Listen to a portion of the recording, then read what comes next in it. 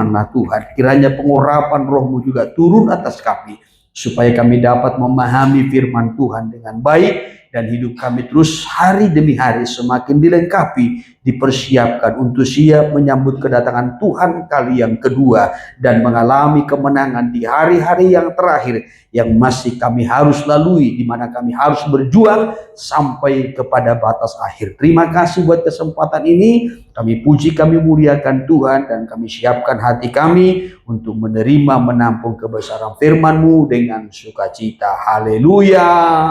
Amin. Puji Tuhan, saya persilahkan kembali duduk. Sekaliannya sidang jemaat yang dikasihi Tuhan. Puji nama Tuhan, salam sejahtera bagi kita seluruh sidang jemaat Tuhan. Salam. Lebih sukacita lagi, salam. Puji Tuhan, kalau Tuhan masih terus berkemurahan bagi kita dari waktu ke waktu hingga sampai pada kesempatan malam ini. Tentu kita ada semua berkat kasih dan anugerah Tuhan, kemurahan Tuhan, kebaikan Tuhan yang masih terus kita rasakan, kita alami, yang membela, memelihara, bahkan menolong kita di dalam segala perkara, sehingga sampai hari ini kita boleh ada. Ya, tentu tidak hanya sampai hari ini, namun tentu sampai kepada akhirnya.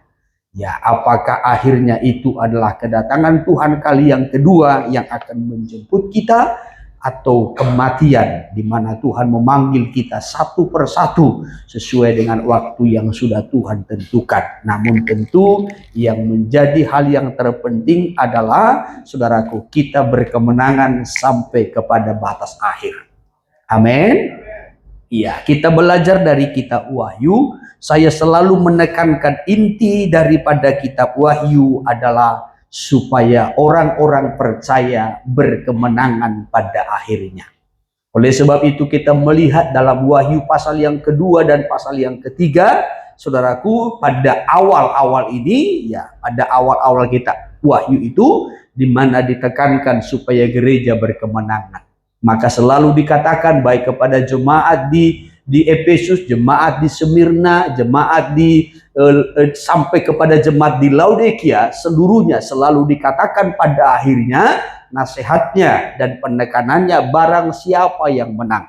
Barang siapa yang menang, ia akan memperoleh ini, dia akan mendapat ini, dan seterusnya. Dan puncaknya kalau kita melihat dalam Wahyu pasal yang ke-21 dikatakan, siapa yang menang, ia akan memperoleh semuanya ini, yaitu langit baru, bumi yang baru, kota Yerusalem baru. Tidak lagi ada laknat, kutuk, air mata, duka cita, tetapi semuanya itu akan berlalu. Ya, saudara yang terkasih, maka dari awal sampai kepada akhirnya kitab Wahyu ini menekankan, atau intinya adalah bagaimana supaya orang-orang percaya itu berkemenangan. Kalau kita tidak berkemenangan pada masa-masa kemurahan, waktu-waktu yang Tuhan beri, maka nanti akan masuk kepada masa kesukaran. Iya, masa kesukaran yang kita tahu itu adalah masa kesukaran selama 3,5 tahun. Ya, ini masa kesukaran yang sudah sering kali kita dengarkan. Sekali lagi, orang-orang percaya atau gereja yang tidak mengalami kemenangan, maka nanti akan masuk kepada masa kesukaran selama 3,5 tahun. Dan pada masa kesukaran itu akan diuji tentu imannya. Iya, saudaraku, akan diuji imannya. Apakah masih tetap berpegang teguh kepada Kristus sebagai Tuhan, masih berpegang teguh kepada kekudusan, berpegang teguh kepada iman yang selama ini dipercayai, dipegang teguh, atau justru sebaliknya. Maka di situ nanti hanya ada 2 pilihan. Pilihan yang pertama, ya, yaitu tetap mempertahankan imannya, menyembah Yesus yang adalah Tuhan. Tetapi kalau itu menjadi pilihannya, konsekuensinya, resikonya akan menderita, dianiaya, sampai mati, dibunuh, ataupun menjadi syahid. Ya, kalau ini pilihannya, maka nanti akan diselamatkan. Itulah yang sudah kita lihat dalam Wahyu 15, ayat yang pertama sampai kepada ayatnya yang keempat. Akhirnya mereka itu diselamatkan, dan diperlihatkanlah kepada Rasul Yohanes bagaimana mereka itu ada ya di sorga, ya ada dalam kemuliaan. Bahkan mereka berdiri di tepi lautan kaca bercampur api yang ada di sorga itu, saudaraku, dengan memainkan kecapi serta memuji Tuhan dengan nyanyian Musa dan nyanyian anak domba. Tetapi sebaliknya, pilihan yang kedua, kalau tidak mempertahankan imannya, harus menyembah kepada iblis ataupun naga dan sekutunya. Tentu kalau menyembah iblis, naga ataupun binatang yang muncul dari dalam laut itu bersama dengan patungnya serta menerima tanda bilangan namanya, maka akan masuk dalam murka Allah yang kekal. Hanya ada dua pilihan ini. Ya, oleh sebab itu tadi saya selalu menekankan, saudaraku, ya baik di hari-hari yang lalu maupun juga malam ini, gereja Tuhan, orang-orang percaya harus berkemenangan. Amin. Ya, harus berkemenangan. Ya, menang terhadap apa? Menang terhadap dosa, menang terhadap iblis, menang terhadap apa? Menang terhadap daging, hawa nafsu. Ya, dan yang selanjutnya menang terhadap apa? Terhadap dunia dan pengaruhnya. Harus berkemenangan. Sebab kalau tidak berkemenangan, sekali lagi akan masuk kepada masa kesukaran, yaitu 3,5 tahun. Tetapi di sana pun tentu diuji. Maka kita melihat dalam Wahyu pasal yang ke-15, mereka yang masuk kepada masa aniaya besar atau 3,5 tahun itu, mereka juga harus betul-betul menang terhadap binatang yang muncul dari dalam laut, menang terhadap patungnya, dan menang terhadap bilangan namanya.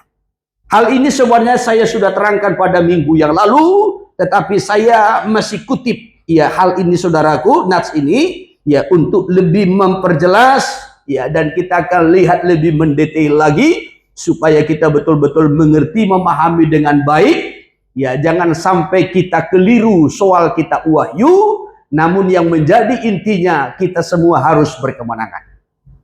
Amin. Mari saya kutip kembali kita Wahyu pasal yang ke-15 dari ayat pertama sampai kepada ayatnya yang keempat, penglihatan yang dilihat oleh Rasul Yohanes. Ayat demikian pertama, firman Tuhan. Ya. Dan aku melihat suatu tanda lain di langit, Terus, besar dan ajaib. Ya. 7 malaikat dengan 7 malapetaka terakhir. Ya. Karena dengan itu berakhirlah murka Allah. Iya, ini penglihatan yang dilihat oleh Rasul Yohanes. 7 malaikat dengan 7 malapetaka terakhir. Ya, setelah itu, setelah ditumpahkan malapetaka terakhir itu, berakhirlah murka Allah.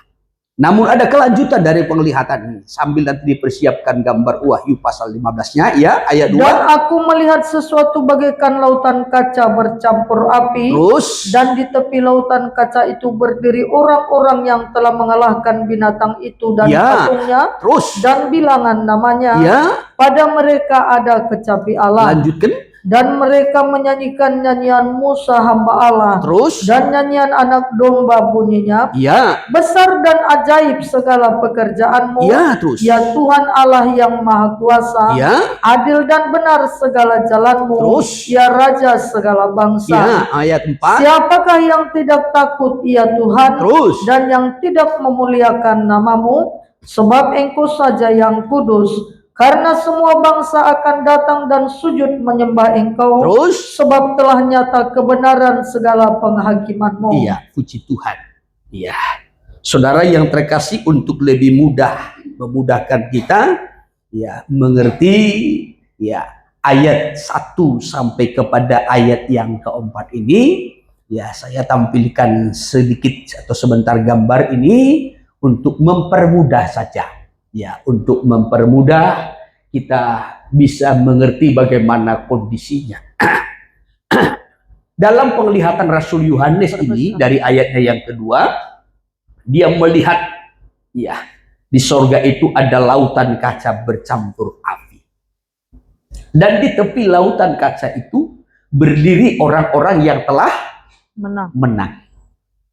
Menang terhadap binatang, menang terhadap patungnya, menang terhadap bilangan namanya. Pada mereka ada kecapi Allah, lalu mereka bernyanyi, menyanyikan nyanyian Musa dan nyanyian anak domba. Nyanyian Musa adalah nyanyian kemenangan. Ya, nanti kita melihat apa yang menjadi isi nyanyian itu. Demikian juga dengan nyanyian anak domba. Apa yang menjadi isinya. Tetapi, ya, sekali lagi, Rasul Yohanes melihat lautan kaca bercampur api. Rasul Yohanes melihat lautan kaca yang ada di sorga ini bukan pertama kalinya, tidak. Tetapi dalam penglihatan sebelumnya, dalam Wahyu pasal yang keempat, Rasul Yohanes juga sudah melihat ini. Di mana ketika diperlihatkan kepada Rasul Yohanes bagaimana kondisi sorga yang menjadi standar, yang harus dicapai oleh orang-orang percaya atau gereja Tuhan, yaitu kekudusan dan kemuliaan itu, diperlihatkanlah kepada Rasul Yohanes. Ada tahta di sana, tahta Allah dan tahta anak domba. Lalu di hadapan tahta itu ada 24 tahta, dan pada setiap tahta itu ada tua-tua. 24 tua-tua. Lalu di hadapan tahta itu juga ada lautan kaca. Bahkan di sana ada 4 makhluk yang memiliki rupa yang berbeda-beda. Saya kutip sebentar. Kitab Wahyu pasal yang keempat, dari ayatnya yang ketiga sampai ayat 6. Demikian firman Tuhan. Ya. Dan dia yang duduk di tahta itu nampaknya bagaikan permata yaspis dan permata sardis. Terus. Dan satu pelangi melingkupi tahta itu gilang gemilang bagaikan jamrud rupanya. Ya, terus. Dan sekeliling tahta itu ada 24 tahta. Lanjutkan. Dan di tahta-tahta itu duduk 24 tua-tua, Ya. yang memakai pakaian putih. Terus. Dan mahkota emas di kepala mereka. Ayat 5. Dan dari tahta itu keluar kilat dan bunyi guruh yang menderu. Terus. Dan 7 obor menyala-nyala di hadapan tahta itu. Ya. Itulah ketujuh roh Allah. Itulah ketujuh roh Allah. Ayat 6. Dan di hadapan tahta itu ada lautan kaca bagaikan kristal. Terus. Di tengah-tengah tahta itu dan di sekelilingnya ada 4 makhluk penuh dengan mata. Ya. Di sebelah muka dan di sebelah belakang. Iya. Saudara yang terkasih, yang saya mau kutip dari pasal 4 ini bahwasanya Rasul Yohanes melihat lautan kaca itu dalam Wahyu pasal 15 bukan yang pertama kali, tidak. Tetapi sebelumnya pada Wahyu pasal yang keempat juga dia sudah melihat. Ya, namun perbedaannya, ya, pada pasal 15 dia melihat di tepi lautan kaca itu berdiri orang-orang yang sudah menang. Ya, mereka memegang kecapi, lalu mereka bernyanyi dengan nyanyian Musa dan nyanyian anak domba. Ya, mereka menang. Menang terhadap apa? Ya.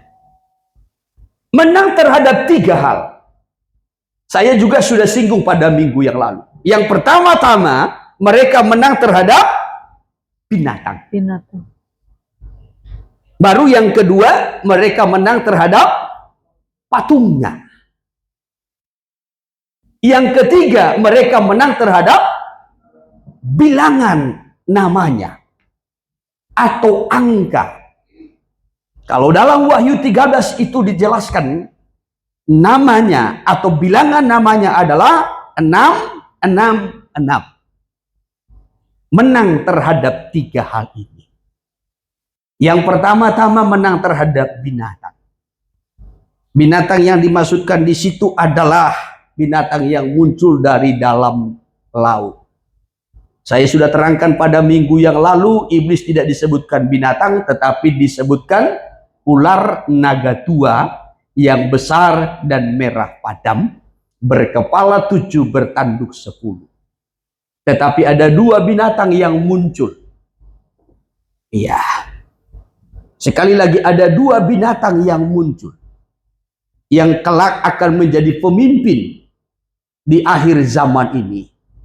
Dua binatang ini, yang pertama muncul dari dalam laut, yang kedua keluar dari dalam bumi.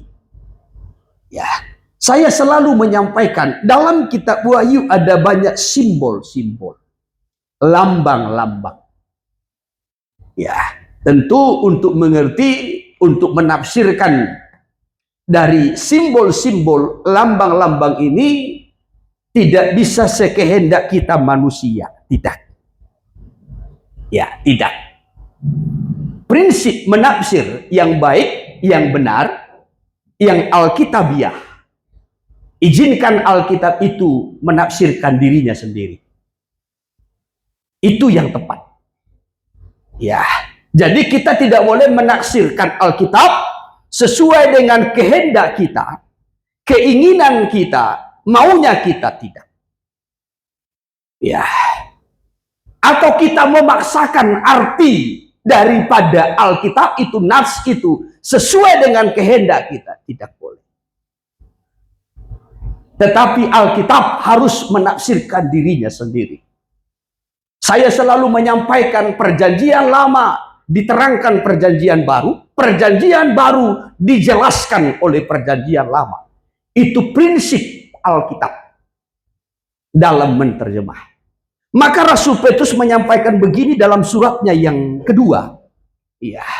Dalam 2 Petrus pasalnya yang pertama ayat 20 sampai 21, ya.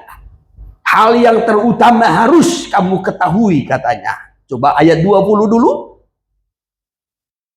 2 Petrus 1 ayat 20. Ya. Yang terutama harus kamu ketahui, Ya. ialah bahwa nubuat-nubuat dalam kitab suci tidak boleh ditafsirkan menurut kehendak sendiri. Tidak boleh ditafsirkan menurut kehendak sendiri. Ya, terus. Sebab tidak pernah nubuat dihasilkan oleh kehendak manusia. Nubuat tidak pernah dihasilkan oleh kehendak manusia. Maka tadi saya sampaikan, biarkan Alkitab menerangkan dirinya. Ya, biarkan Alkitab menjelaskan dirinya. Ya, biar Alkitab, perjanjian lama, perjanjian baru saling menerangkan. Perjanjian lama menerangkan perjanjian baru menerangkan perjanjian lama. Itu prinsip menafsir Alkitab. Iya, terus. Tetapi oleh dorongan Roh Kudus, orang-orang berbicara atas nama Allah. Iya, oleh dorongan Roh Kudus. Jadi bukan dari diri kita, bukan keinginan kita. Ya, bukan tujuan kita, tetapi Allah sendiri. Ya, Roh Kudus itu adalah Allah sendiri. Amin. Amin. Amin. Amin. Ya, firman ini, Alkitab ini adalah Allah sendiri. Kalau dalam kitab Wahyu itu dikatakan Yesus adalah roh nubuat. Ya. Jadi firman nubuat itu harus ditafsirkan oleh Roh Allah sendiri. Ya, oleh firman itu sendiri. Oleh sebab itu, kalau kita kembali kepada kitab Wahyu, orang-orang yang telah menang itu tadi menang terhadap, yang pertama-tama terhadap binatang. Yang kedua terhadap patungnya. Yang ketiga terhadap bilangan namanya. Ya, tadi saya singgung juga. Di akhir zaman ini akan muncul dua pemimpin yang sangat terkenal. Yang digambarkan dalam Wahyu pasal 13 sebagai binatang yang muncul dari dalam laut dan binatang yang keluar dari dalam bumi. Ya. Bagaimana binatang yang muncul dari dalam laut? Bagaimana binatang yang muncul dari dalam bumi? Ya. Kalau kita mau mengerti patung binatang itu, apa artinya patung binatang itu, kita harus mengerti dulu binatang itu. Ya toh? Ya, kita tidak akan mengerti nanti patung itu apa. Ya, kalau kita tidak mengerti binatang itu. Karena ini ditulis dalam kitab Wahyu pasal 13 tiga-tiganya. Ya, coba Saya kutip sebentar dulu. Ya, kembali kepada Wahyu pasal 13 dari ayat pertama dulu, ayat pertama. Demikian Iya, berikutnya. binatang yang keluar dari dalam laut. Iya.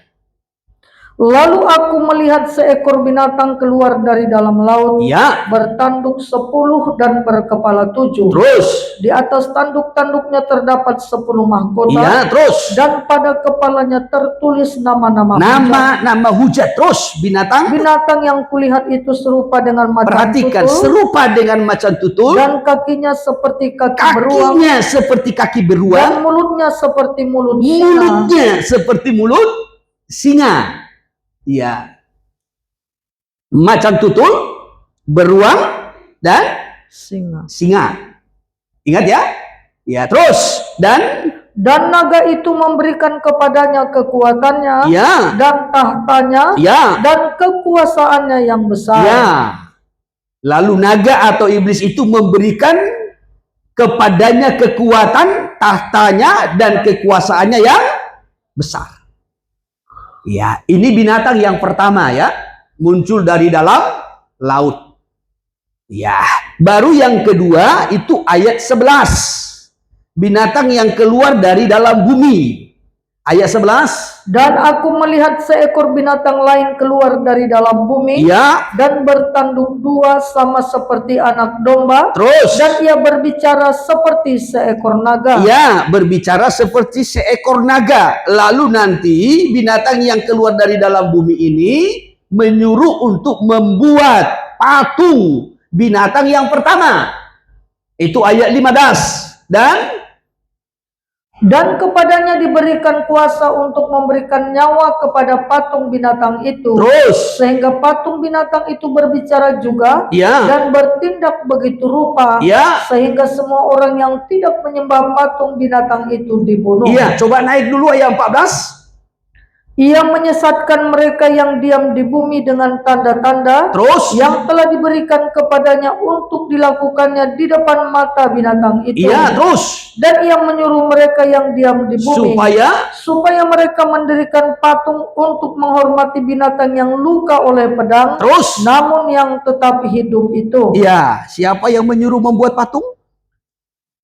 Binatang yang keluar dari dalam bumi. Binatang yang keluar dari dalam bumi. Ya, bisa diikuti toh? Amen. Ya. Kalau saudara tidak bisa menangkap nanti, ya, saya khawatir saudara tidak mengerti. Kalau saudara tidak mengerti, bagaimana saudara bisa menang? Ya. Jadi di sini ada dua binatang yang muncul. Satu dari dalam laut, satu dari keluar dari bumi. Yang keluar dari bumi memerintahkan untuk membangun patung. Patung siapa? Binatang yang muncul dari dalam laut. Tanggap ya? Tanggap kan?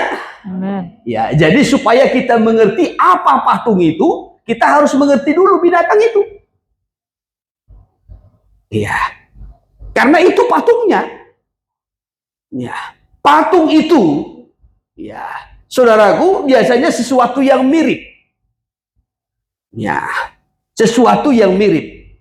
Kalau dalam bahasa aslinya itu dikatakan icon. Ya, kemiripan. Ya, gambar yang mirip. Ya. Jadi yang pertama-tama binatang yang keluar dari dalam laut. Penampilannya tadi seperti macan tutul, seperti beruang, seperti singa. Saya mau sampaikan ini pemimpin yang akan muncul di akhir zaman dan akan terkenal dan sangat menonjol. Ya. Ini yang akan memerintah, berkuasa. Tetapi ada pemimpin yang kedua. Pemimpin yang kedua yang keluar dari dalam bumi. Dikatakan tadi seperti seekor anak domba. Perhatikan. Ini persaingan ketat ya, dan perlawanan terhadap Yesus sebagai anak domba. Ya. dan memiliki 2 tanduk. 2 tanduk. Bicara tentang tanduk, saya selalu menyampaikan tanduk itu bicara tentang kekuatan, kekuasaan. Ya, kekuatan dan kekuasaan. Ia memiliki kekuasaan memimpin, ya, politik ataupun pemerintahan. Tetapi di sisi lain dia memiliki kuasa memimpin agama. Ya. Karena ada kaitannya dengan penyembahan. Ya. Jadi dia pemimpin politik, pemerintahan. Di sisi lain dia juga pemimpin dalam agama. Ya. Saudara yang terkasih, maka penampilannya seperti anak domba. Seperti Yesus, tetapi bukan Yesus. Ya. Seperti Kristen, tetapi doktrin yang dijalankan, yang dipraktekkan adalah doktrin setan. Ya. Karena semua nanti ide, kekuatannya, kuasanya itu bersumber dari naga kepada binatang yang muncul dari dalam laut, lalu binatang yang muncul dari dalam laut ini memberikan kuasa, atau binatang yang keluar dari dalam bumi itu menjalankan perintah dari binatang yang pertama. Ya, tetapi kita perhatikan lebih mendetail satu persatu, saudaraku. Ya, supaya kita mengerti, memahami nanti patung itu. Kita akan kembali dulu melihat Wahyu 13 ayatnya yang pertama sampai ayatnya yang kedua, binatang yang keluar dari dalam laut. Ini yang pertama-tama dikalahkan oleh mereka yang berdiri di tepi lautan kaca. Binatang ini yang dikalahkan oleh mereka yang berdiri di tepi lautan kaca. Lalu mereka bernyanyi. Apa tadi yang dinyanyikan? Nyanyian Musa dan nyanyian anak domba. Perhatikan saudaraku, nyanyian Musa di situ dalam Wahyu 15. Saya kutip sebentar dulu sebelum kita berlanjut ya kepada siapa binatang itu. Dalam ayat 3, Wahyu 15 ayat 3, dan mereka menyanyikan nyanyian Musa hamba Allah dan nyanyian anak domba. Bunyinya apa itu nyanyian Musa? Besar dan ajaib segala pekerjaanmu atau perbuatanmu ya Tuhan Allah yang maha kuasa, adil dan benar segala jalanmu ya Raja segala bangsa. Ya, apa yang mereka nyanyikan, apa yang mereka agungkan di sini adalah keajaiban pekerjaan ataupun perbuatan Tuhan. Keajaiban segala perbuatan Tuhan. Ya, itu yang diagungkan. Maka kalau kita melihat nyanyian Musa ini dalam Keluaran pasal yang ke-15. Keluaran pasal 15 ayatnya yang pertama. Ayatnya yang pertama, coba sebentar kita lihat dulu. Nyanyian Musa dan Israel. Ya. Pada waktu itu Musa bersama-sama dengan orang Israel menyanyikan nyanyian ini bagi Tuhan yang berbunyi. Ya. Baiklah aku menyanyi bagi Tuhan, sebab ia tinggi luhur. Terus kuda dan penunggangnya dilemparkannya ke dalam laut. Kuda dan penunggangnya dilemparkannya ke laut. Tuhan itu kekuatanku dan masukku. Ia telah menjadi keselamatanku. Ia Allahku, kupuji dia. Ia Allah Bapakku, kuluhurkan dia, dan seterusnya. Di sini yang diagungkan itu adalah kebesaran, keajaiban, perbuatan Tuhan. Nyanyian Musa itu menyatakan, atau inti nyanyian Musa itu menyatakan bahwasanya, ya saudaraku, keajaiban yang dilakukan oleh Tuhan tidak bisa dilakukan oleh dewa-dewa yang lain. Keajaiban yang dilakukan oleh Tuhan tidak bisa dilakukan oleh Allah-Allah yang lain. Ya, tetapi kalau meniru-niru bisa. Ya, meniru-niru bisa. ketika Musa melemparkan tongkatnya dalam kitab Keluaran, tongkat itu berubah menjadi batu. Nah, guru-guru sekolah minggu ini. Ketika Musa melemparkan tongkatnya di hadapan Firaun, tongkat itu berubah menjadi ular. Ya. Apakah tukang-tukang sihir Firaun bisa melakukannya? Bisa. Meniru. Mereka bisa meniru. Ketika Tuhan mendatangkan tulah yang pertama, mengubah air menjadi darah, apakah tukang sihirnya bisa? Bisa. Meniru.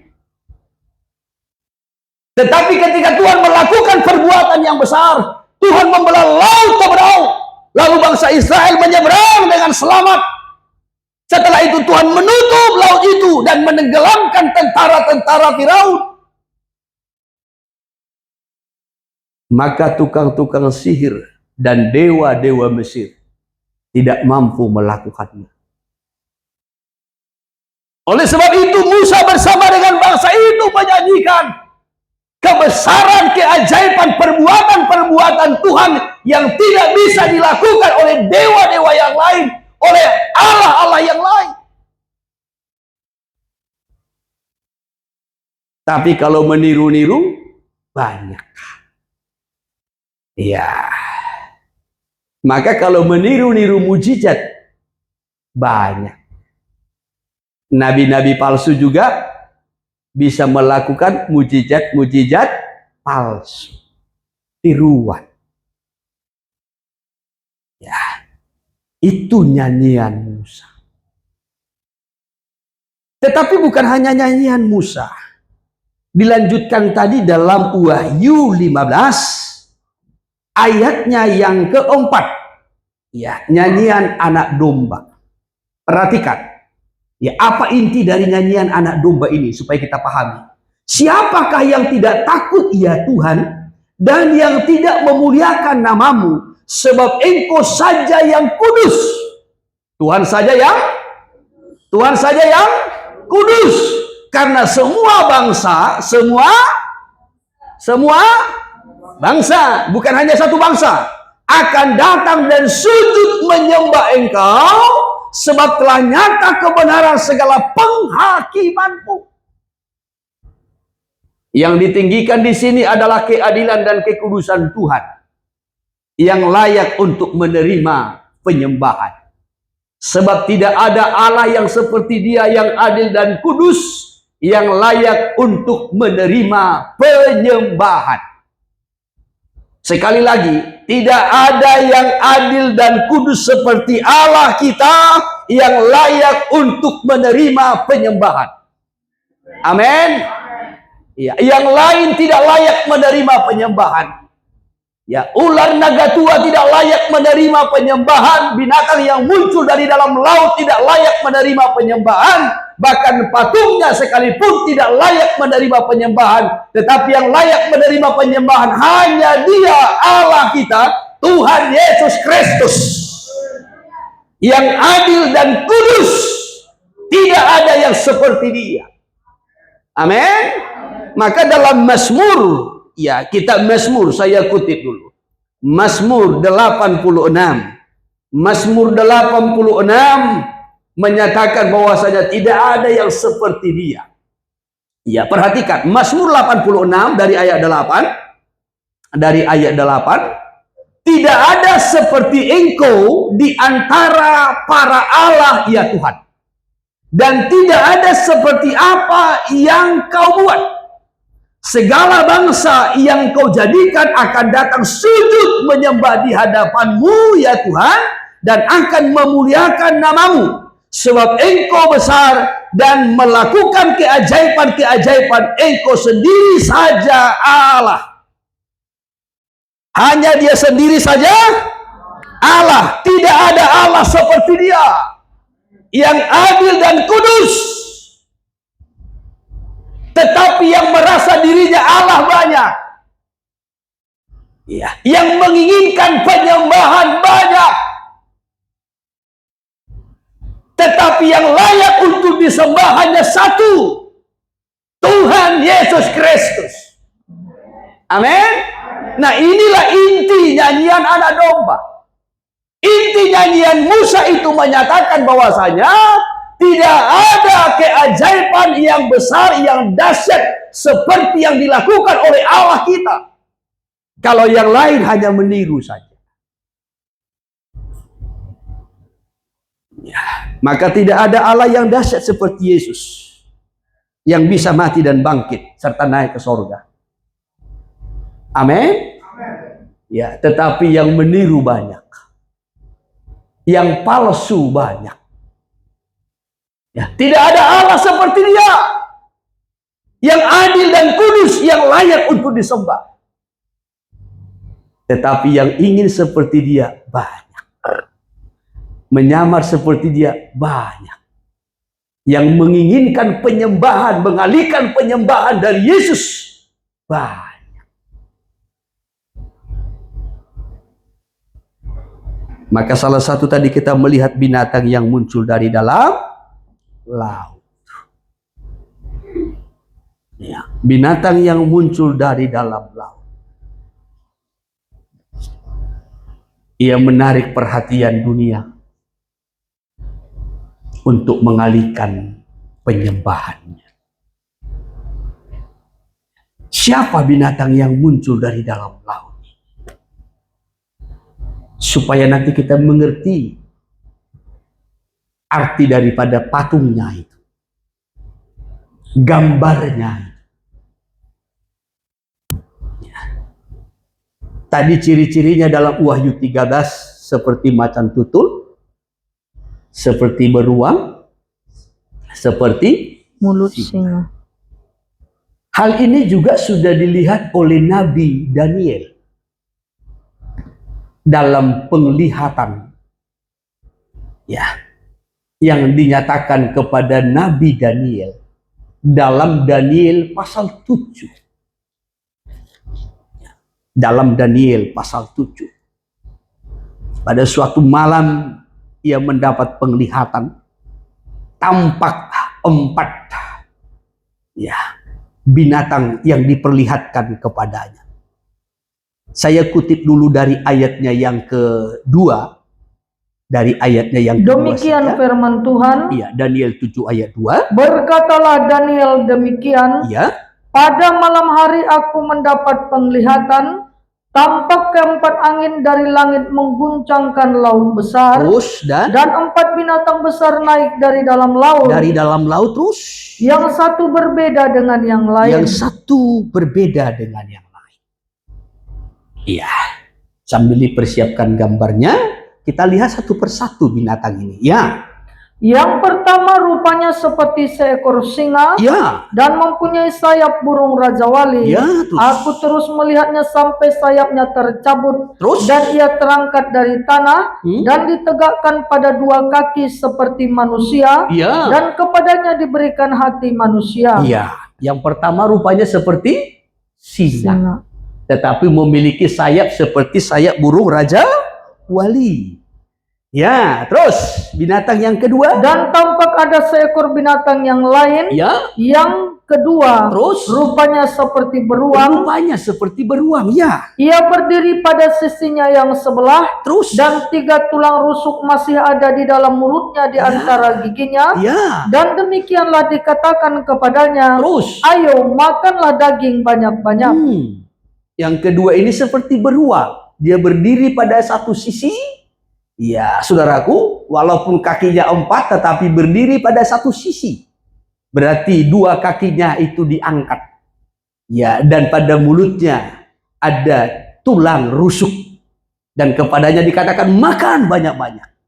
Binatang yang ketiga. Terus. Kemudian aku melihat. Ya. Tampak seekor binatang yang lain. Terus. Rupanya seperti macan tutul. Seperti macan tutul. Ya, terus. Ada 4 sayap burung pada punggungnya. Ya. Lagi pula binatang itu berkepala 4. Dan kepadanya diberikan kekuasaan. Iya. Macan tutul ini dikatakan memiliki sayap. 4 sayap burung pada punggungnya. Kalau singa tadi hanya 2 sayapnya, sayap burung Raja Wali. Ya, sementara macan tutul 4 sayap burung katanya. Ya, terus yang ke-7, ayat 7. Kemudian aku melihat dalam penglihatan malam itu, Terus tampak seekor binatang yang keempat, yang menakutkan dan mendahsyatkan, dan ia sangat kuat. Ya. Ia bergigi besar dari besi, ia melahap dan meremukkan, dan sisanya diinjak-injaknya dengan kakinya. Terus ia berbeda dengan segala binatang yang terdahulu. Ya. Lagi pula ia bertanduk 10. Ya, terus sementara aku memperhatikan tanduk-tanduk itu, Ya. tampak tumbuh di antaranya suatu tanduk lain yang kecil, Terus sehingga 3 dari tanduk-tanduk yang dahulu itu tercabut, dan pada tanduk itu tampak ada mata seperti mata manusia, Ya. dan mulut yang menyombong. Ya. Berapa binatang tadi yang diperlihatkan? Iya, gambarnya. Iya. Binatang yang pertama seperti singa, memiliki sayap burung Raja Wali. Binatang yang kedua seperti beruang, pada mulutnya ada 3 tulang rusuk. Binatang yang binatang yang ketiga seperti macan tutul dan memiliki 4 sayap. Sedangkan binatang yang keempat ini binatang yang paling seram, mendahsyatkan, giginya dari besi dan memiliki tanduk, tetapi ada satu muncul nanti tanduk yang lain dari yang lain. Ya, ini binatang yang sangat mendahsyatkan. Saudara yang terkasih, ya, ini juga dilihat oleh Nabi Daniel. Sebelum Rasul Yohanes tadi melihat penglihatan itu yang ditulis dalam kitab Wahyu 13. Ya, sekarang kita perlu mengerti, memahami apa arti binatang ini. Ya, ketika hal ini diperlihatkan kepada Daniel, Daniel bergumul. Tuhan, apa arti binatang ini? Apa maksudnya? Lalu Tuhan menjelaskan. Maka kalau saudara tidak mengerti firman Tuhan, ya, apakah itu dalam bentuk nubuat, simbol-simbol, mintalah kepada Tuhan. Amin. Ya, minta pengertian, minta Roh Kudus membimbing supaya kita diberi hikmat, wahyu untuk memahami dengan tepat dan benar. Ketika Daniel bergumul untuk meminta pengertian, maka Tuhan memberi pengertian. Kita lompat dulu ayatnya yang ke-16. Lalu kudekati salah seorang dari mereka yang berdiri di sana, ya, dan kuminta penjelasan tentang semuanya itu. Terus maka berkatalah ia kepadaku, ya, dan diberitahukannya lah kepadaku maknanya. Apa maknanya? Terus binatang-binatang besar yang 4 ekor itu ialah 4 raja yang akan muncul dari dalam bumi. 4 raja yang akan muncul dari dalam bumi. 4 raja ya, yang akan muncul dari dalam bumi. Ini raja pertama, kedua, ketiga, keempat. Iya. Siapa mereka? Terus lanjutkan. Sesudah itu orang-orang kudus milik yang maha tinggi akan menerima pemerintahan, ya, dan mereka akan memegang pemerintahan itu sampai selama-lamanya, bahkan kekal selama-lamanya. Ya, jadi setelah ini nanti, saudaraku, maka dikatakan di situ, sesudah itu orang-orang kudus milik yang maha tinggi, ya, orang-orang benar, orang-orang yang diselamatkan, orang-orang yang telah ditebus, maka nanti akan memerintah. Mereka memegang pemerintahan itu sampai selama-lamanya, bahkan kekal selama-lamanya. Amin. Ini berbicara tentang di mana Yesus nanti akan mendirikan kerajaan 1000 tahun damai di bumi bersama dengan orang-orang yang sudah ditebus, yang sudah diselamatkan. Ya, setelah itu kerajaan itu akan berlanjut sampai kepada kerajaan kekal sorga mulia. Ya, bisa diikuti? Iya, setelah kerajaan-kerajaannya ini, maka nanti ya akan ada kerajaan yang kekal, yaitu kerajaan Yesus Kristus Tuhan bersama dengan orang-orang kudusnya, umat pilihannya. Ya, tetapi sebelum lebih lanjut ke sana, kita perhatikan dulu ayat 19. Lalu aku ingin mendapat penjelasan tentang binatang yang keempat itu, iya, terus, yang berbeda dengan segala binatang yang lain, iya, terus, yang sangat menakutkan, iya, dengan gigi besinya dan kuku tembaganya, iya, yang melahap dan meremukkan dan menginjak-injak sisanya dengan kakinya. iya. Lalu Daniel ingin lebih jelas lagi tentang binatang yang keempat. Ya, tetapi sebelum kita berlanjut sampai kemari, 4 binatang ini tadi dikatakan menunjuk kepada 4 raja. 4 raja. Perhatikan, Daniel pada masa itu hidup pada zaman kerajaan Babylon. Kerajaan Babylon. Coba ditampilkan dulu. Ya, mulai kerajaan Mesir. Mana ini? Iya, perhatikan. Ya, di dunia kita tahu beberapa kerajaan yang pernah muncul dan sangat menguasai ya dunia, mulai dari kerajaan Mesir. Kerajaan Mesir ini pada zaman Israel berkembang ini juga sudah ada. Bahkan zaman Yusuf ini sudah ada. Bahkan Yusuf pernah menjadi perdana menteri di Mesir. Setelah kerajaan, mana ini kebetulan?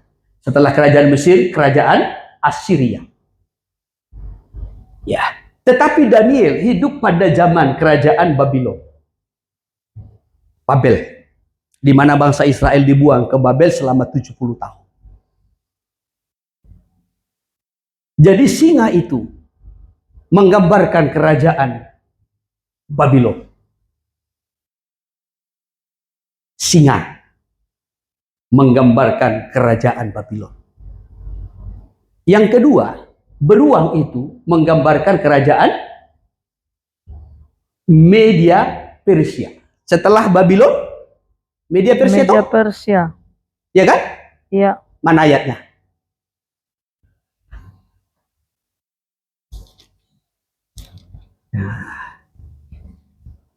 Wah, harus ada ayatnya dong. Daniel 5. Tulisan di dinding itu. Ya, mene tekel uparsim. Demikian ayat 28. Iya. Peres, kerajaan Tuanku dipecah dan diberikan kepada orang Media dan Persia. Nah, jadi setelah kerajaan Babylon itu dipecah menjadi dua.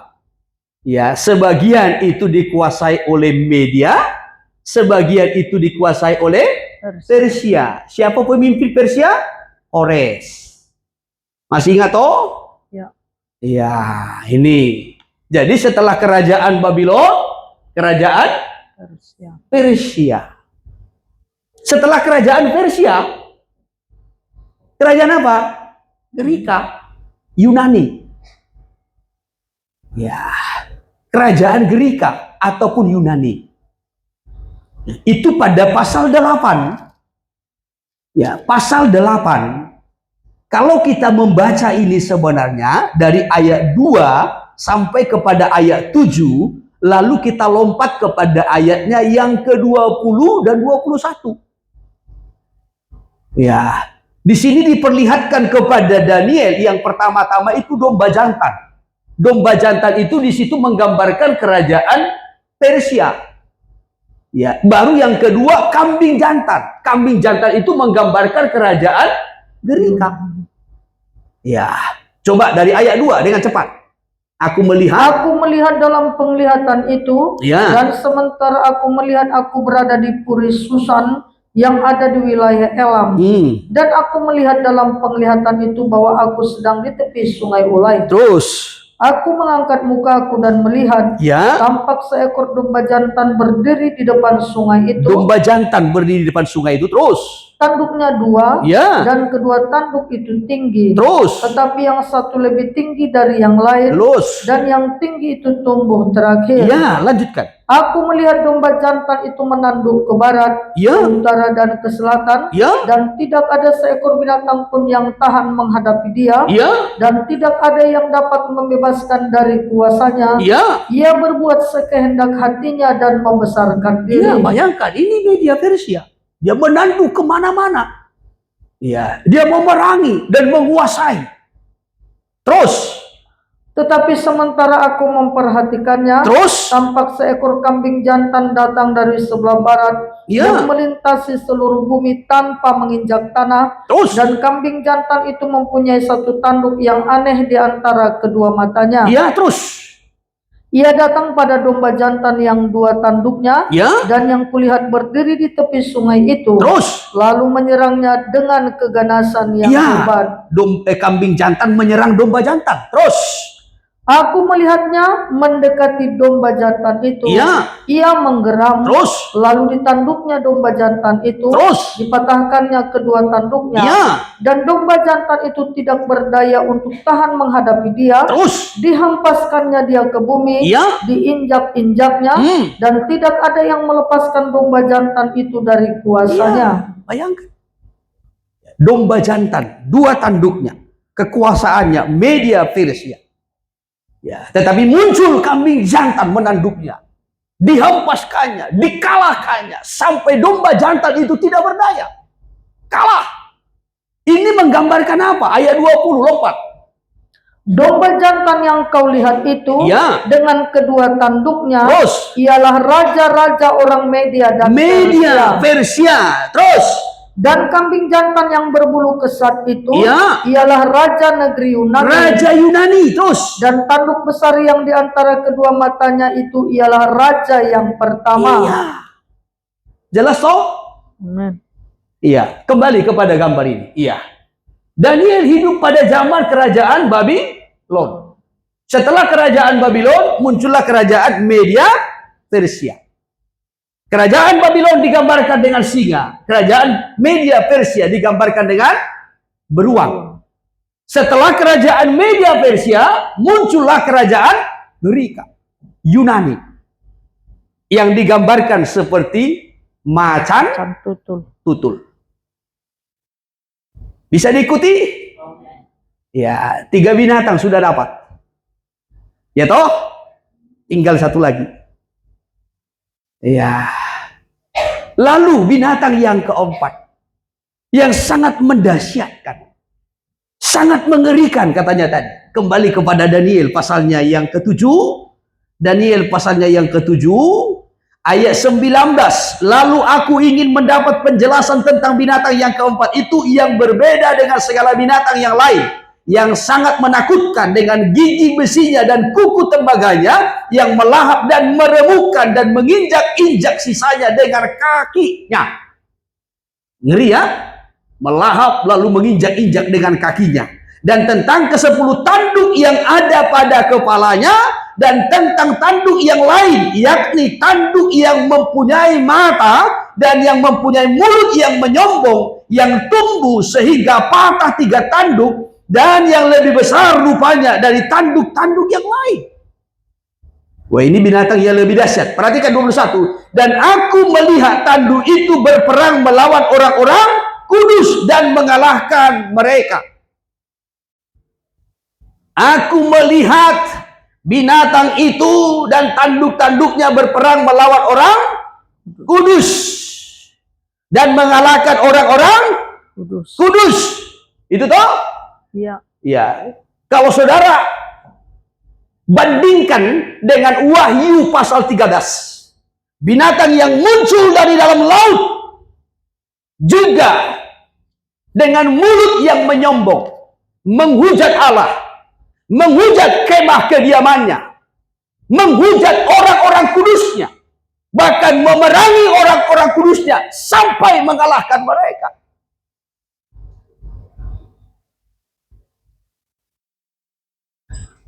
Ini binatang yang keempat. Setelah kerajaan Greka, kerajaan Yunani, Maka kerajaan berikutnya adalah kerajaan Roma. Kerajaan Roma. Kekaisaran Romawi. Jadi binatang yang keempat itu adalah kerajaan Roma. Iya. Bagaimana ciri-cirinya? Ya, dikatakan tadi ayatnya yang ke-19, 20 sampai kepada 21. Melahap, meremukkan, menginjak-injak dengan sisanya, dengan mata dan mulut yang menyombong, serta juga tanduk yang berperang melawan orang-orang kudus dan mengalahkan mereka. Hal ini sudah terjadi. Iya. Pada zaman gereja mula-mula pun hal ini terjadi. Bagaimana kerajaan kekaisaran Romawi itu yang penuh dengan kesombongan dan juga menginjak-injak, menganiaya orang-orang kudus, orang-orang Kristen. Ya. Dalam Wahyu pasal yang kedua, saudara masih ingat ayat 10 kepada jemaat di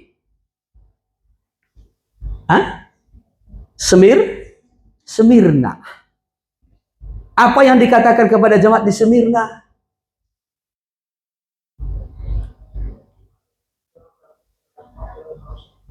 Supaya mereka tetap setia sampai karena mereka mengalami aniaya. Ya. Mereka mengalami pergumulan, disiksa. Ya. Jangan takut terhadap apa yang harus engkau derita. Sesungguhnya iblis akan melemparkan beberapa orang dari antaramu ke dalam penjara supaya kamu dicobai. Dan kamu akan beroleh kesusahan selama 10 hari. Hendaklah engkau setia sampai mati. Dan aku akan mengaruniakan kepadamu mahkota kehidupan. Kepada jemaat berikutnya, ayat 13. Demikian, Ya. aku tahu di mana engkau diam, Ya. yaitu di sana di tempat Di tahta tempat iblis, tahta iblis terus. dan engkau berpegang kepada namaku, Namun engkau tetap berpegang pada namaku terus. dan engkau tidak menyangkal imanmu Engkau tidak kepadaku, menyangkal imanmu kepada aku terus. juga tidak pada zaman Antipas saksiku Ya. yang setia kepadaku, Ya. yang dibunuh di hadapan kamu di mana iblis diam. Termasuk ketika Antipas itu dibunuh di depan kamu menjadi syahid, menjadi martir. Ya, kamu tetap setia. Ya, tetapi yang saya mau sampaikan di sini, jemaat-jemaat ini, baik jemaat Efesus, baik jemaat Semirna, jemaat Pergamus, Tiatira, ya, Sardis, Philadelphia, Laodikia, itu hidup, itu ada pada zaman kekaisaran Romawi. Ya, bagaimana orang-orang kudus ini diperlakukan, mengalami penderitaan, mereka bagaikan diinjak-injak, dilahap dengan begitu sadis. Ya, saya pernah sampaikan tentang salah seorang kaisar Romawi yang bernama Nero, yang pernah membakar Yerusalem dan menuduh orang-orang Kristen yang membakarnya. Maka orang-orang Kristen itu digantung di kayu di sepanjang jalan sampai ke Roma. Mereka dilumuri dengan ter, lalu dibakar. Lalu itulah yang menjadi lampu penerang di sepanjang jalan. Begitu mendahsyatkan binatang yang keempat ini. Yang sangat mengerikan. Ya, kalau kita kembali kepada Daniel pasal 7, Daniel pasal 7, ya, ayatnya yang ke-22 sampai yang lanjut usianya, ini semuanya menunjuk kepada pribadi Yesus, penubuatan tentang Yesus, ya. sampai yang lanjut usianya itu datang, Ya. dan keadilan diberikan kepada orang-orang kudus milik yang maha tinggi, Ya. dan waktunya datang orang-orang kudus itu memegang pemerintahan. Ya, inilah yang dialami oleh orang-orang yang telah menang dalam Wahyu 15 tadi.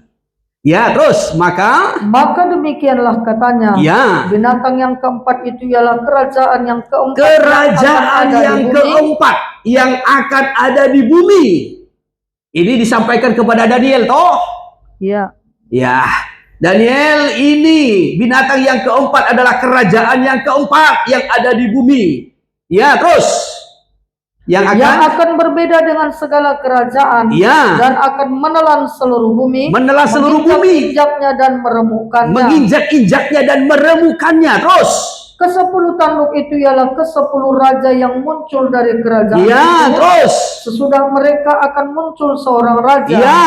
Dia berbeda dengan raja-raja yang terdahulu, Ya. dan akan merendahkan 3 raja. Jadi 10 tanduk itu adalah 10 raja. 10 rajanya. Perhatikan gambarnya.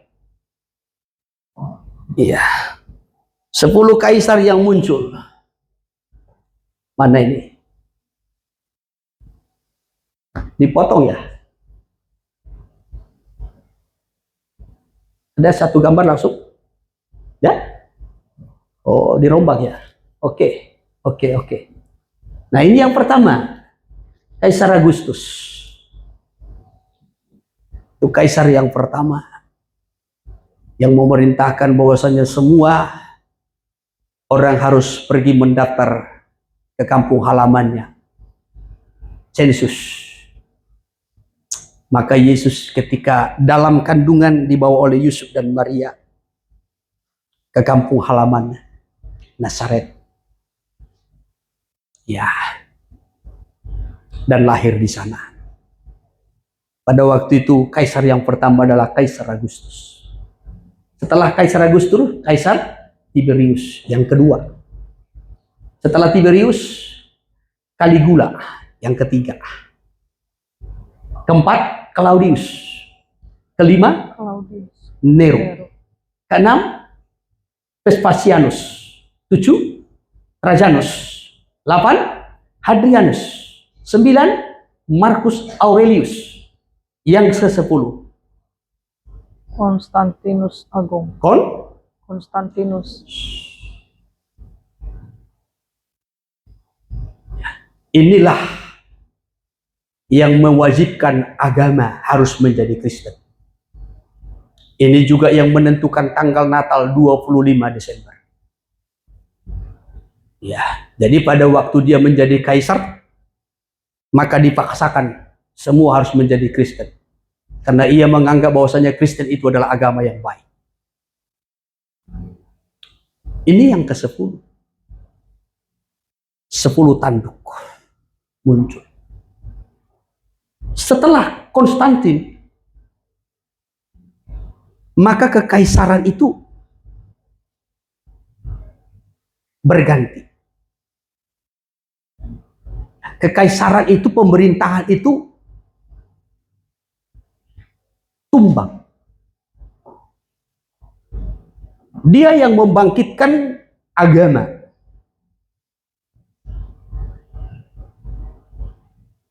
Di Roma. Sehingga pada waktu itu dianggap agama Kristen sebagai agama yang terbaik dari semua agama yang ada.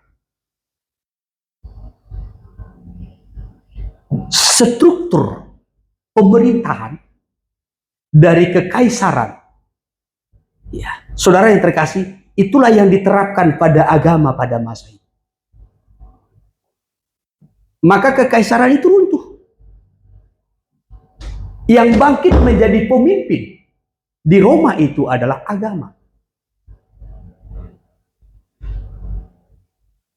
Pada masa itu, ya, maka struktur agama itu diadopsi dari pemerintahan. Masih bisa diikuti? Ya. Maka sistem agama itu adalah gambar dari pemerintahan, kekaisaran Sampai sekarang kan nggak ada kekaisaran Romawi lagi. Pernah beberapa kali hendak muncul, tapi tumbang. Beberapa kali hendak muncul, tumbang. Tetapi saya mau sampaikan, satu kali nanti akan muncul. Kita Wahyu pasal 13 sudah menubuatkan. Salah satu kepala daripada binatang itu luka parah dan membahayakan hidupnya. Ya, tetapi luka itu nanti akan sembuh. Maka seluruh dunia heran. Lalu sujud menyembah. Satu kali. Ya. Pemerintahan kekaisaran itu akan muncul kembali. Wahyu pasal 13. Ya. Wahyu pasal 13. Ya. Mari kembali saya kutip dulu dari ayatnya yang ketiga. Ayat 3. Maka tampaklah kepadaku satu dari kepala-kepalanya seperti kena luka yang membahayakan hidupnya. Ya, terus. Tetapi luka yang membahayakan hidupnya itu sembuh. Terus. Seluruh dunia heran. Seluruh dunia heran. Lalu mengikut binatang itu. Lalu mengikut binatang itu. Ya, mengikut binatang itu. Pemimpin itu. Binatang ini pemimpin toh? Iya. Ya. Lalu mengikut pemimpin ini dan terus dan mereka menyembah naga itu terus karena ia memberikan kekuasaan kepada binatang itu. Ya, terus Dan mereka menyembah binatang itu sambil berkata, apa katanya? Siapakah yang sama seperti binatang ini? Ya, terus. Dan siapakah yang dapat berperang Saudara melawan dia? Ya, satu kali. Ya, ini akan terjadi. Ya. Bagaimana pusat perhatian dunia akan tertuju kepadanya. Ya. Kalau tadi saya sampaikan, kalau dulu Roma itu dipimpin oleh kekaisaran. Ya. Dan yang paling tinggi adalah kaisar. Ya, seperti tadi kaisar yang pertama Agustus. Ya, itu pemimpin tertinggi yang berpusat di kota Roma. Lalu di daerah-daerah lain ada pemimpin-pemimpin daerahnya. Ya, di wilayah Israel masih ingat siapa pemimpinnya? Herodes. Ya, di daerah lebih kecil ada pemimpinnya.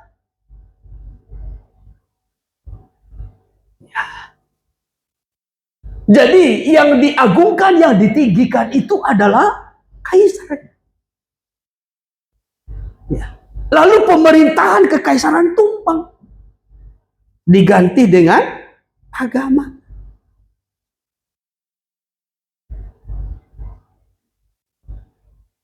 Sekaligus menjadi pemimpin. Ya. Maka sistem agama itu diadopsi dari pemerintah. Ada yang tertinggi di atas. Dan disebutkan sebagai Bapa Suci. Ya toh? Ya. Tetapi Yesus sendiri berkata begini. Tidak ada di dunia ini yang boleh engkau sebut Bapa. Sebab hanya ada satu Bapa. Dia yang di surga.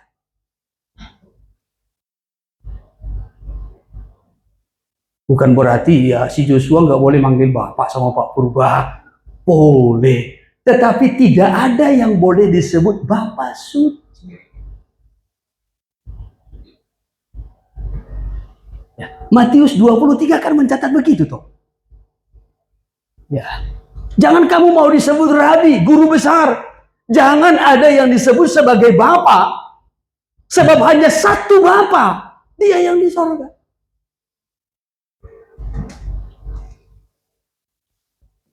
Coba Matius pasal 23. Demikian ayat 28 dimulai ayat 8. Ya. Tetapi kamu janganlah kamu disebut rabi, Terus, karena hanya satu rabimu, terus. dan kamu semua adalah saudara. Kamu semua saudara. Kita saudara. Amin. Ya. Kita saudara. Ya. Kami saudaramu. Ya. Walaupun mungkin ya secara organisasi kami diberi ya jabatan sebagai gembala, pendeta. Ya. Tetapi kita adalah saudara. Kita anggota tubuh Kristus. Haleluya. Iya, terus. Dan janganlah kamu menyebut siapapun bapa di bumi ini, garis bawahi ya. karena hanya satu Bapamu, Ya. yaitu Dia yang di sorga. Amin. Janganlah kamu menyebut siapapun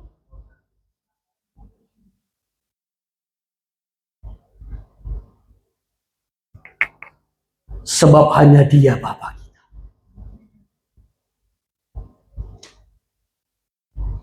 Ya.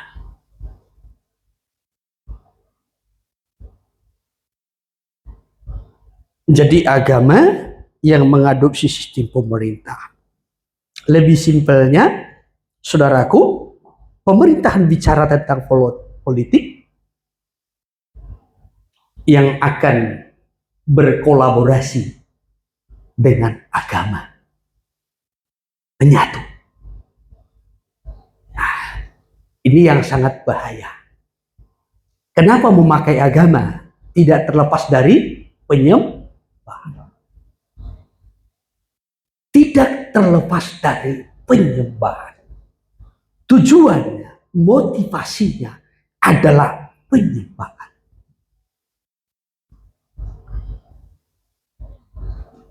Ya, penyanjungan, pengagungan terhadap yang bukan Allah. Maka jangan sampai menyanjung manusia lebih dari Tuhan. Jangan sampai mengagungkan manusia lebih dari Tuhan. Jangan sampai memuji manusia lebih dari Tuhan. Jangan sampai lebih menghormati manusia lebih dari Tuhan.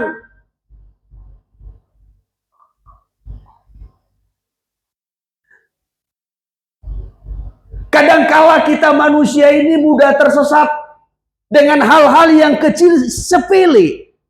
Ya, yang mungkin dianggap tidak apa-apa, tetapi sesungguhnya sudah mengalihkan pujian dan penyembahan yang seharusnya itu adalah milik Tuhan.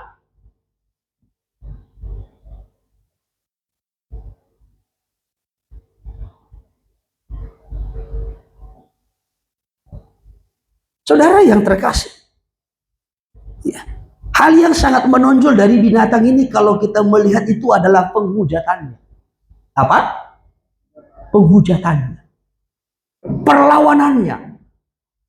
Ya, maka kembali kepada kitab Daniel pasal yang ke-7 tadi.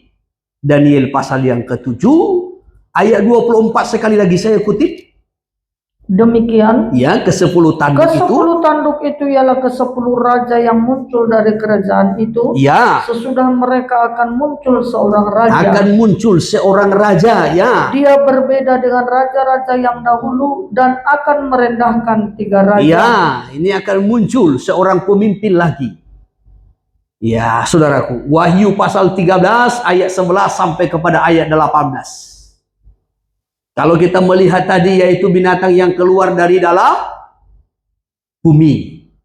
Ya, yang keluar dari dalam bumi. Maka ia ini akan mengadakan pengubahan-pengubahan. Terus 25. Ia akan mengucapkan perkataan yang menentang yang maha tinggi. Ya. Dan akan menganiaya orang-orang kudus milik yang maha tinggi. Terus. Ia berusaha untuk mengubah waktu dan hukum. Terus. Dan mereka akan diserahkan ke dalam tangannya selama 1 masa. 1 masa. Dan 2 masa. 2 masa. Dan setengah masa. Dan setengah masa. Dengan kata lain 3,5 masa. Menunjuk kepada 3,5 tahun.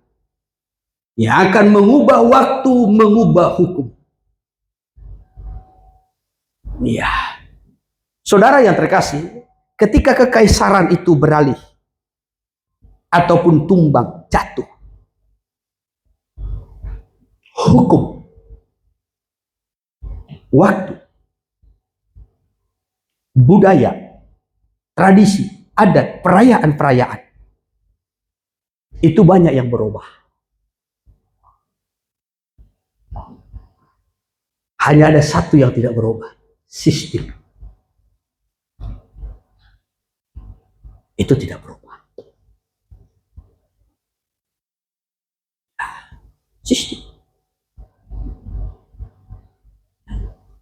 Kalau kita pelajari bagaimana struktur pemerintahan Kekaisaran Romawi dengan agama yang dianut di Roma, saudara yang terkasih, itu sama. Itu gambarnya. Sama. Dalam banyak strukturnya, termasuk bahasa. Bahasa yang dipakai, bahasa apa? Latin. Dalam Kekaisaran Romawi yang dipakai bahasa Latin. Ya, maka agama yang muncul dan yang berkembang di Roma itu juga itu pakai bahasa Latin. Nah, waktu dan hukum. Ada banyak hal. Saya tidak bisa sebutkan satu persatu.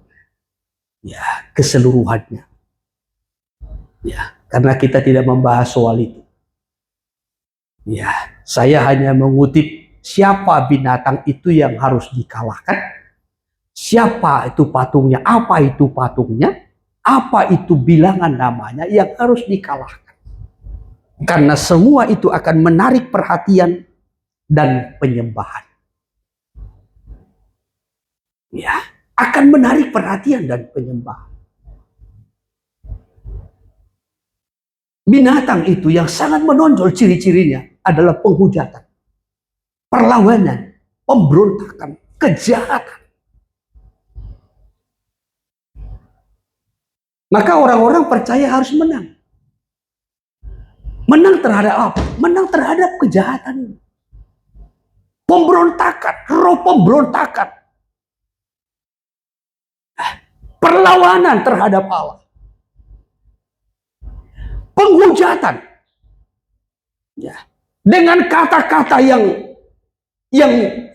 melawan, yang memberontak, yang menghujat. Sebagai orang percaya kita harus menang dengan ini. Menang dengan sistem agamanya. Saudara yang terkasih, ya. Sebagai orang percaya, kita harus menang terhadap sistem. Struktur. Jangan sampai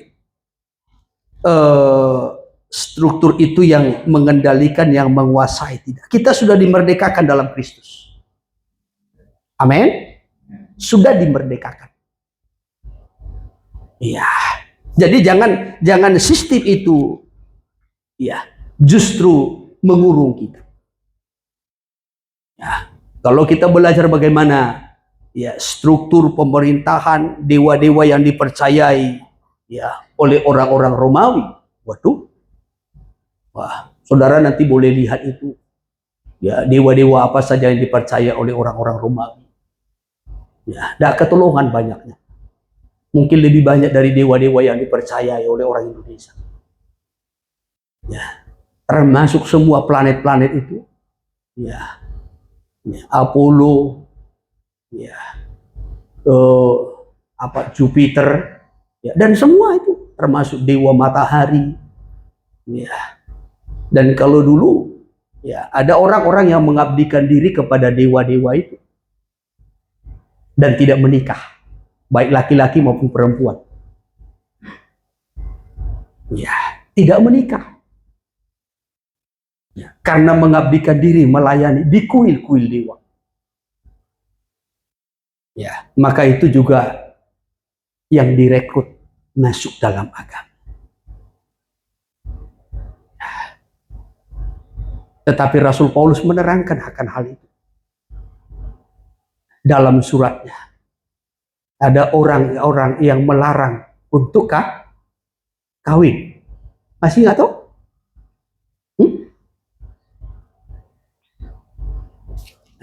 Kita Timotius ya. Dengan memakai cap mereka. Coba. 1 Timotius 4 ayat yang kedua. Ya.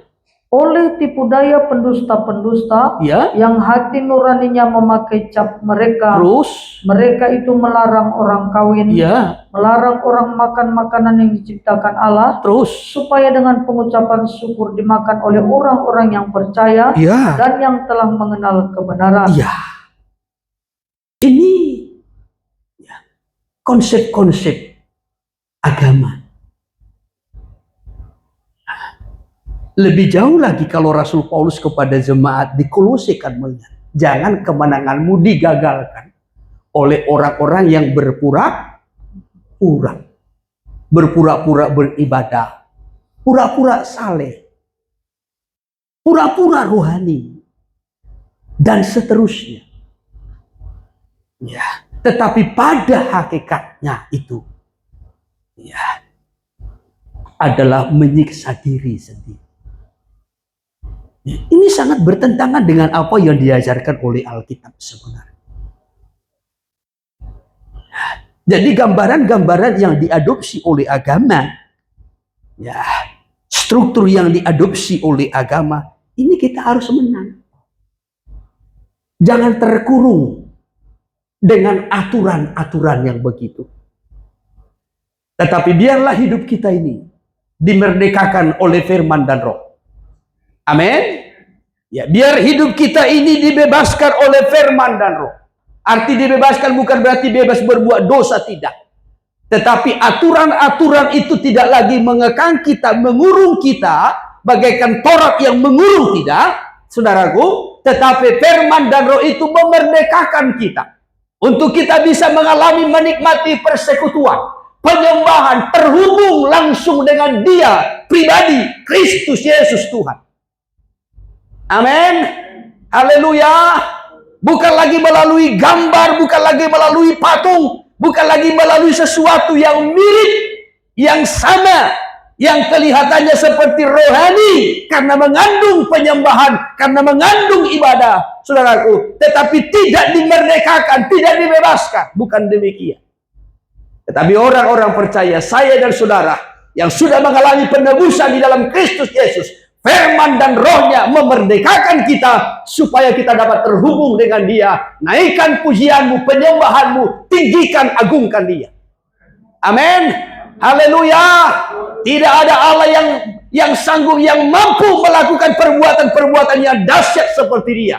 Kalau yang lain hanya meniru, ya saudaraku, palsu.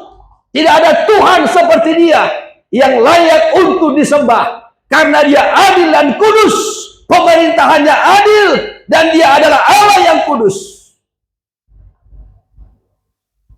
Maka berikan penyembahan kepada Dia. Bawa hati yang menyembah kepada Dia. Amin. Jangan alihkan penyembahanmu kepada yang lain, termasuk kepada bilangan namanya. Jangan penyembahanmu, ibadahmu rusak, pelayananmu rusak hanya karena mamon, uang, bilangan namanya. Kiranya Roh Kudus menolong kita untuk mengerti. Tuhan memberkati kita. Haleluya. Mari saja kita bersyukur kepada Tuhan.